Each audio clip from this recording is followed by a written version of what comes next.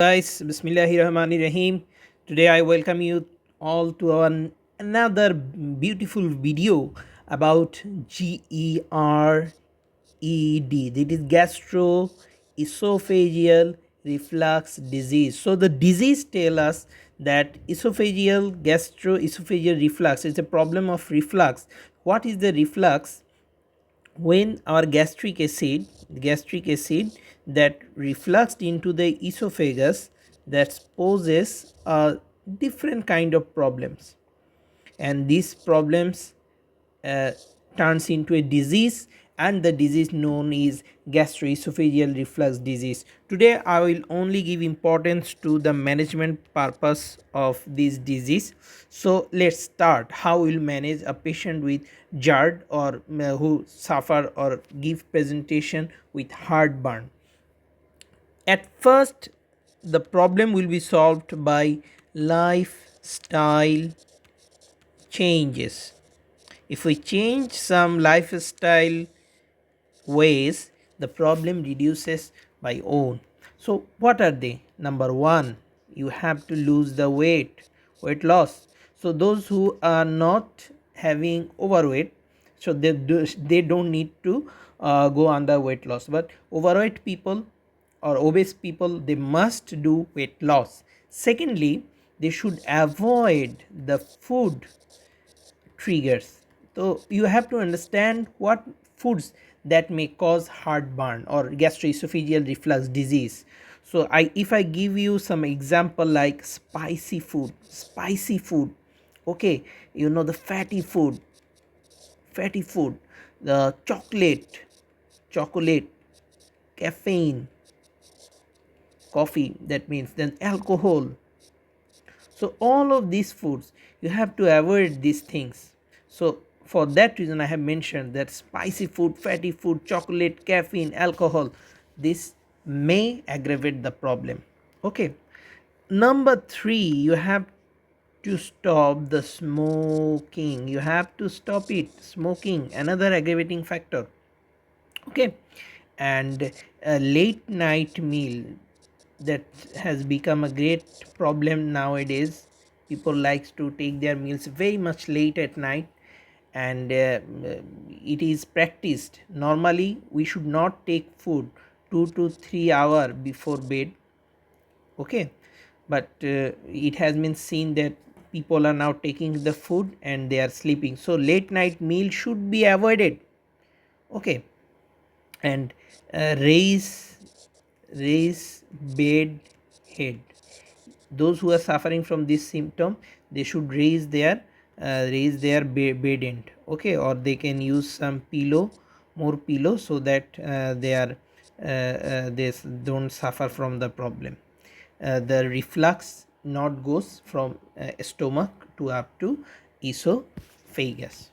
Okay, so many people has been seen only by lifestyle changes, they have improved themselves. So again, if I review the weight loss, food triggering avoiding, smoking avoidance, late night meal avoidance, raising bed head, all this really give them improvement in their symptom.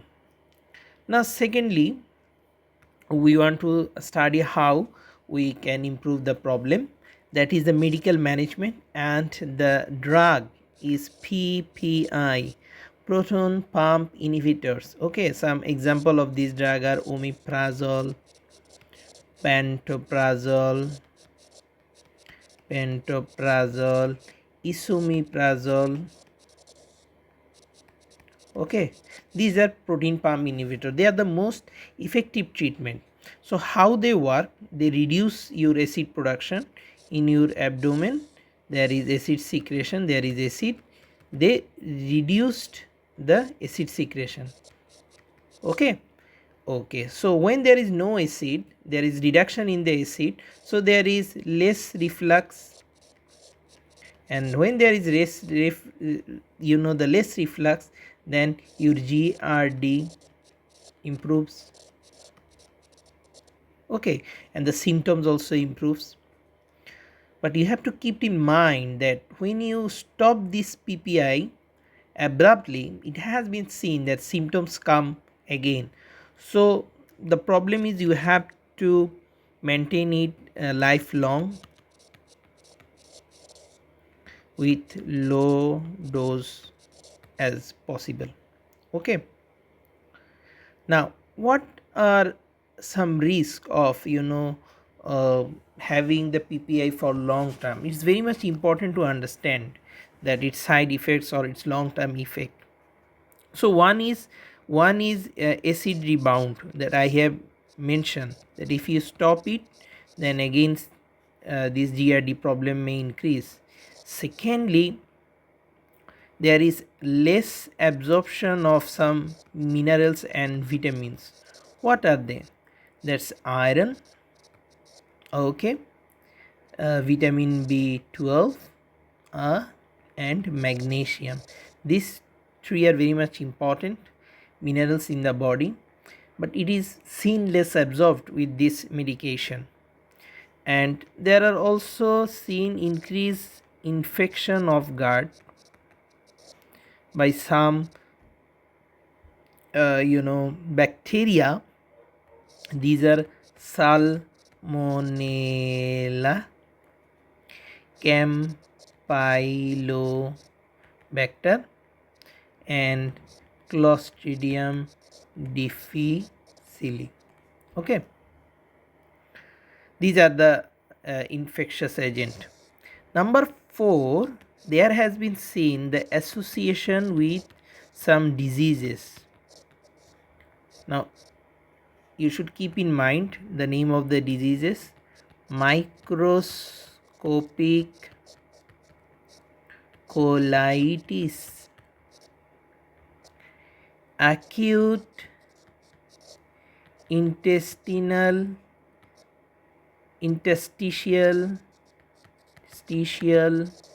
nephritis, gut microbiome change. Sometimes these gut good microbiomes of the gut or bacteria of the gut is also destroyed, and they have different impacts in different diseases. So it has been seen that this disease has some association with the long term PPI intake. Okay, so you should keep in mind. And these all symptoms or these problems, the side effects that I mentioned, there is not, it's not like they will present acutely. So you need PPI, you have to take it. But if PPI is needed for more than 1 year, then you have to eradicate H. pylori from the body. Okay, otherwise H. pylori will cause gastric atrophy. So H. pylori, it in fact can be seen if you use long term PPI, so you have to eradicate it. Okay, now we'll again go through other medication. So I have mentioned the PPI is important medication and also some its side effects. So step 3, in step 3 I want to mention that some other medication. If you have the motility problem, motility probes. So what are the motility probes? Like bloating, okay, bloating, fullness. In this case you can use domperidone. Most commonly we use it, domperidone, or metoclopramide is another drug, metoclopramide, but most commonly we use the domperidone. Okay, for mild symptoms, we can use some for mild symptoms, mild symptoms, like another like acid reducing drug, the histidine H2 receptor blocker, it's called famotidine. They will only reduce the symptoms but not heal the esophagitis. Okay, like antacids for reducing the symptom can quickly they act, alginates. Okay, So for if there is mild symptoms, we can use those H2 blocker and antacids. Now the final step, the most important step, this step we do surgery, but it's not commonly done.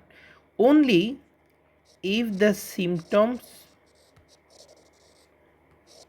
not responding to the medication, you are giving PPI and it's not working, and also not willing to take PPI long term. Some person they will not like to take the medication for long way, and there is severe symptom the patient has, then surgery will help definitely this problem. So what is the name of the surgery?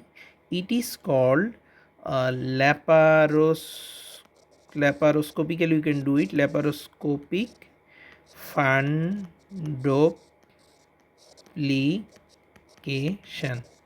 So you should know the name, how it is done. You will learn it in surgery, but in medicine purpose, that's the main important thing, that you all start the treatment of GERD with the lifestyle medication.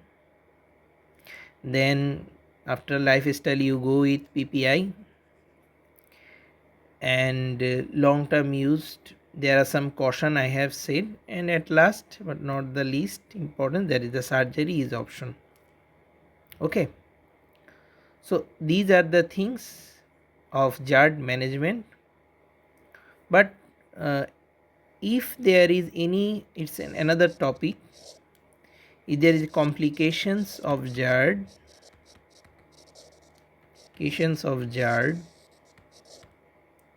like Barrett esophagus, stricture, and so on, they have their own management protocol, and we will learn it separately in another video. So for today that's all. Thank you very much for watching me, and please subscribe the video, and definitely you will get more and more videos. Thank you very much.